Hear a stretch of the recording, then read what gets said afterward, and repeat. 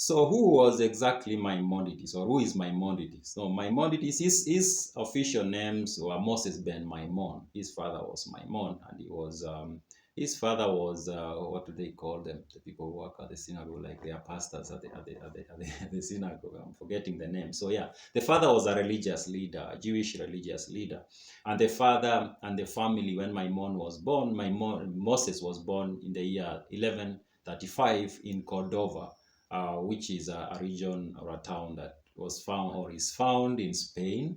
By then, that part of Spain or that part of Europe was under Islamic rule. His father was a rabbi. That's the name I was looking for. Yeah, so his father was a rabbi. So his official names are Moses ben Maimon. They sometimes also called him Rambam. Is a name they use for him. So after he was born in that year 1135, his father was his primary teacher, at least for his early years. But he got to learn a lot from other people, direct teachers, and then he seemed like he read a lot, because in his book he references or he contrasts his opinions with those of Plato and Aristotle, mostly Aristotle. So it seems like he read a lot from different sources. He talks about works written by Jewish scholars, works written by Islamic scholars, mostly Jewish and Islamic scholars, because he was born in a country that was under the Muslim rule. Now, there is something that happened when he was a young boy, maybe in his teens, and it brought a charge on him that he continued fighting throughout his life. And the accusation has been there that at some point they accused him. Some people accused him of apostasy, meaning that at some point he rejected the Jewish belief, at least for a moment, and then he came back. He became a Muslim for a short while, but he himself rejects this, or he rejected this, and some people have said that's not what happened. The reason there is this belief that at some point Maimonides became a Muslim is because around the time he was a teenager, the people ruling Cordova changed.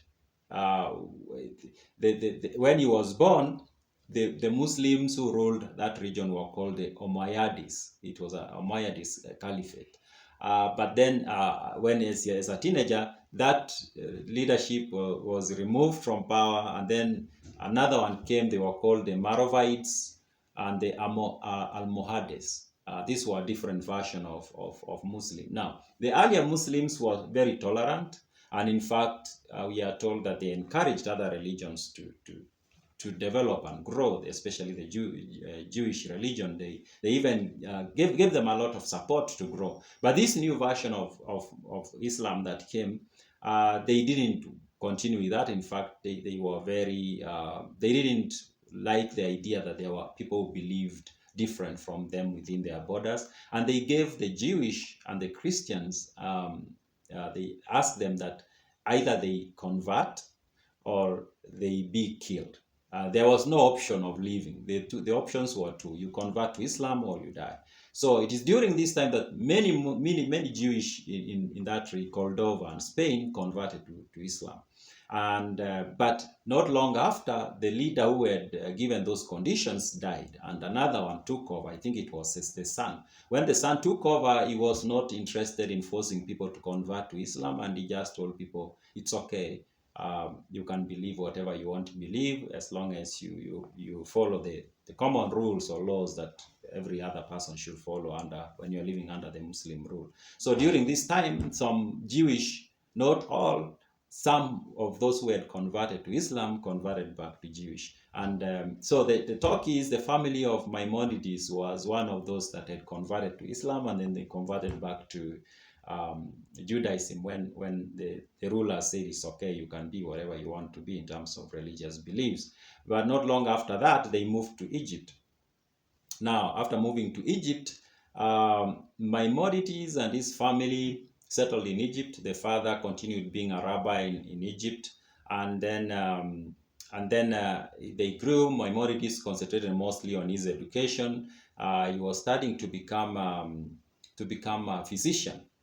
His brother David, meanwhile, decided to become a trader, and he was moving around a lot, doing trade, buying and selling goods. And he ended up dying at sea, going to India at some point. And before he died, the family, including Maimonides, relied on him for survival. Like he was the one who was providing for the family. But when he died, then Maimonides had to start working, and he moved into becoming a physician. He started treating people in Egypt, and at some point he was made to be the physician of the king of Egypt by then, Saladin. Saladin was this guy who came from the Kurdish part of what was Syria then, and he came to Egypt with somebody else, and he was serving under him, and while in Egypt he managed to make himself king somehow. So he became the king of Egypt. And it is during this time that Maimonides and his family were living there. And so Maimonides became his personal physician. So I need to mention, and I think I've mentioned this, Maimonides was a keen student of Aristotle. Seemed like he read a lot of works by Aristotle. And it seems like most of his ideas were shaped by reading Aristotle. He was also a student of a guy known as Onkelos. I had never heard of this guy, but he mentions him a lot in his book. I think I'm going to look around to see if there is some text written by this guy called Onkelos. And from Onkelos' text, it seems like Maimonides got the idea of the Bible in particular is figurative, it's not literal. That's where he got the idea, because throughout the book he tries to encourage us not to read the Bible as if it's literal. And he tries to show us how different things mentioned in the Bible, or words used in the Bible, are not as literal as you think, but they are synonyms or symbols or figures used to represent something else. And he seems to have gotten this idea from Onkelos.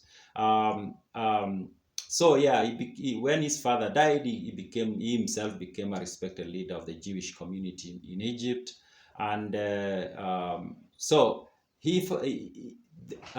Guide for the Perplexed is not the only book that Maimonides wrote. He wrote very many books, and the first book he wrote while he was the age of 21, and the book was a book on the Jewish calendar. We are told that there's somebody who asked him to write this book explaining the Jewish calendar in detail, and he did that. And he also wrote another book called the Commentary of the Mishnah. He wrote another book called the Commentary on the Abbot, Letter to the Jewish in Yemen. And he also wrote many books on medicine and hygiene. He wrote many of those. Yes, another thing I need to mention.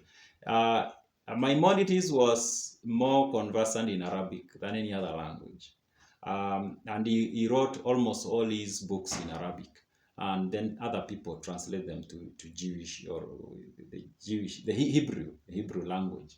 Other people translate the books to Hebrew language. But even though he wrote in Arabic, he used the Jewish characters to write. So he was using the Jewish characters to write, but he was writing in Arabic. Then other people came along later and translated his works into Hebrew. He died in 1204 at the age of 70. And he was buried at a place known as Tiberias, which is part of modern day state of Israel. And on his tomb it is written, "From Moses to Moses arose none like Moses." He is also memorialized around the world. For example, one of the learning communities in Tufts University School of Medicine, it has his name. There is also Maimonides School in Brooklyn, Massachusetts. There is Maimonides Academy School in Los Angeles. There is Lycée Maimonides in Casablanca, Morocco. By the way, he did live in Morocco for a while. There is also Brossia Maimonides Academy in Hollywood, Florida. There is Maimonides Medical Center in Brooklyn, New York. There is also a synagogue carrying his name in Philadelphia somewhere. So there is a respected person from the past. Yeah, so from here we are moving into the book.